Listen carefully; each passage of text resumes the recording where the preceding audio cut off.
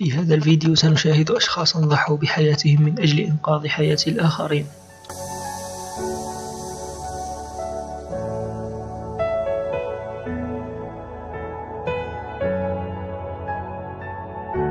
هذا الرجل ضحى بحياته من أجل إنقاذ حياة هذه الطفلة الصغيرة.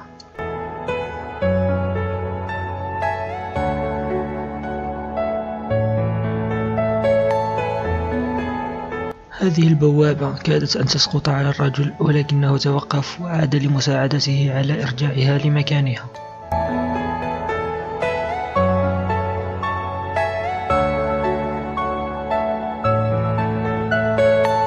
هذا الرجل أوقف شاحنته على الطريق السريع فقط ليخبر هؤلاء الأشخاص أنهم نسوا محفظتهم فوق السيارة.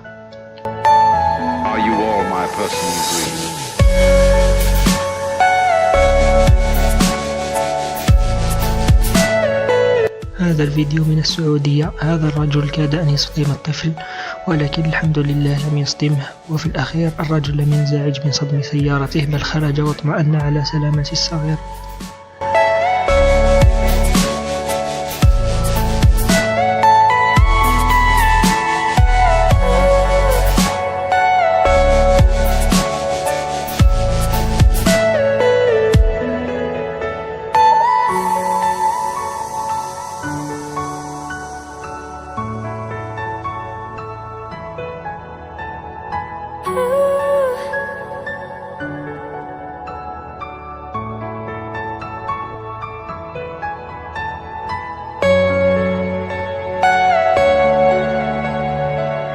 عندما وقع حادث لهذه الشاحنة الصغيرة، سائق الشاحنة الكبيرة أوقف شاحنته على الطريق السريع فقط ليستطيع إنقاذ حياة سائق الشاحنة.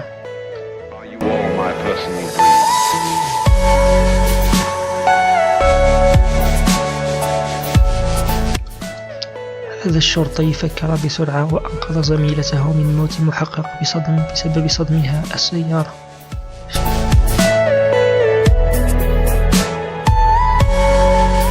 شاهد كيف أنقذ عامل النظافة حياة هذا الطفل الصغير. يبدو أن هذا الرجل قد نام واقفا وكان سيسقط لولا تدخل زميله. تخيلوا ماذا كان سيحدث لو لم يكن هذا الرجل أمامه.